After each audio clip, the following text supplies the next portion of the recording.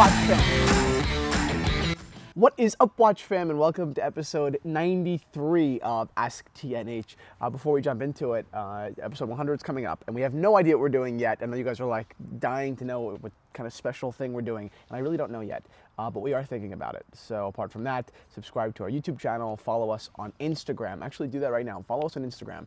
We have an incredible feed. We do. I had eggs this morning, and it was all over. I missed a great opportunity to do like a kind of like an egg Rolex thing, but I just missed it. So what are you gonna do? Follow us on Instagram, quick wristwatch check before we jump in. Actually, you know what? We'll do the wristwatch check during the question because it's relevant. Let's jump into the question. So the question today is regarding homage watches. Are they okay? I'm not going to answer your question, whoever emailed me that question, because it's too broad, and I feel like I'm going to spend so much time, trying to narrow the question that I'd rather just narrow it now. I'm not going to answer are homage watches okay. I'm going to answer a more relevant question to Theo and Harris this week. Is the Gevril Tribeca okay? It is an homage watch. It is a carbon copy of a watch we'll talk about in a second, but I think that it's just much easier to talk about one watch at a time. We can get to Parnis, and we can get to Boulevard Royal Oak and all that stuff a different day.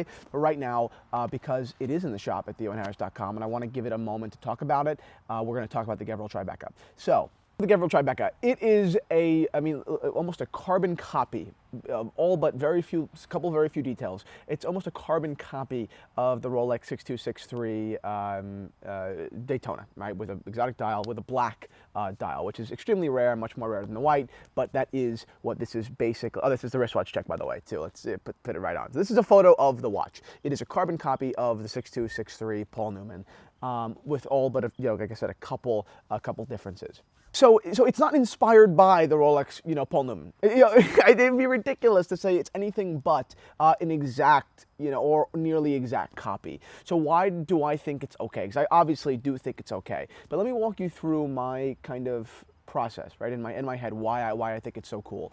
From number one, quality, right? Quality is foremost. Cheap watches, rip-offs, right, like fake, Rolexes from Chinatown or from wherever, or even the expensive ones from the internationally, blah, blah, blah, they're not really made well. Their gold is not solid, their gold is plated, their links are if it feels light, it doesn't feel like a real kind of heavy quality watch. So number one is quality to me, because I genuinely think that we should all be wearing quality watches always, whether they're carbon copies of other watches or not. So I think that is an extremely important part. Automatic movement here. The chronograph is great. It's extremely responsive. I mean, I can't really explain it to you much further than that. It's not buttery like a Longa datograph, but neither was the 6263. So it's hard to it's hard to pick on it for that. The oyster bracelet on this watch is incredible. I mean, it legitimately, it feels like a solid, like a solid oyster bracelet. I mean, look at kind of how it's bending. It's not, if you kind of touch it and shake it, no, it's not going to trick people that are Rolex experts. But Rolex experts would say, it's not Rolex, but it is pretty good.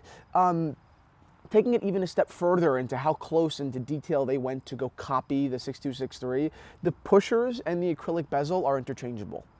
Like they are not nearly exact, they are exact copies of the 6263. So between the quality and the honesty, I think that that's kind of the mix there. That's why you get the first two, I guess, pillars of the first two reasons in combination why I enjoy this watch. As far as honesty is concerned, obviously it is a Gevril. It says Gevril. And the small differences that they did choose to go with that make it, definitely Gevril as opposed to Paul Newman, are the subdials. They're not white, and neither is the outer track. It's kind of a silver looking kind of color.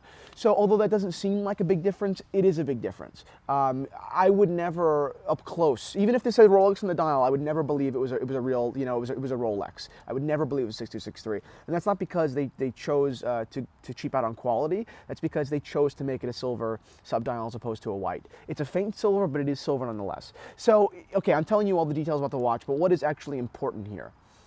These two things, when they put them together, I think you're dealing with something that becomes important in retrospect. These watches were made in the 90s, right? So because they were quality, right? Because they were built with genuine attention to detail and I guess a bar for what needed to be checked off the list to be, I guess, just good. right? Because they actually wanted to make a good watch, and the honesty that they went out and put Gevril, it was definitely an homage to the 6263, not something trying to ride its coattails. You know, I think that, especially now, I don't want to talk about the 90s, but now, most people who, if not all people who own these watches, these Gevrils, and there are only 500 that were ever made, would never try to pass them off as 6263s. It is not. They're not phonies. These people that are wearing them, they're not phony people. They're people that recognize that in the 90s, a really well-built watch was, or a really well-made watch was built or made or whatever, and they were 500, and it's cool, and it's funky, and you can't really find them, and yeah, they're an homage to one of the coolest watches of all time.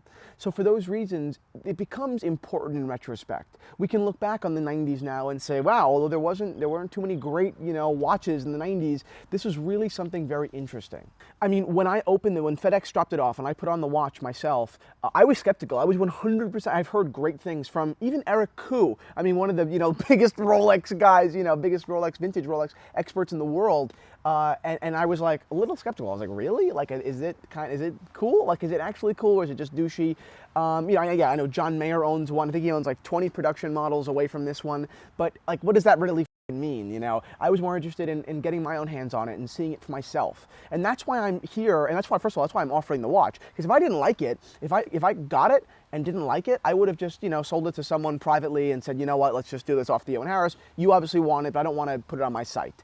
But I'm not putting it on Theo Harris right now to, you know, for any other reason, but because I genuinely believe that this is a watch that is not only a value prop, a really f***ing cool watch, and something that, frankly, I think that anyone, whether you're an owner of a 6263, like real deal, or you're just kind of messing around with some Seikos and having a lot of fun, this is a really f***ing cool watch. I mean, putting it on, it's literally been a pleasure. I've had it for 2 or 3 weeks now, and it's been a pleasure. I've genuinely enjoyed, you know, wearing this watch, and first of all, no one out there at all has noticed that it's a Paul Newman, you know, like carbon copy. You know, it's not the point. No one knows what a Paul Newman is anyway. So it's not like, it's none of that. And I don't feel like I'm wearing a $200,000 watch.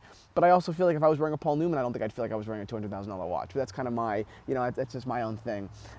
Overall, I really do like these watches. And yes, it is an homage. Yes, it is a carbon copy. Yes, you know, Gevril did not put any like original design really into this watch. But they chose what they were going to do.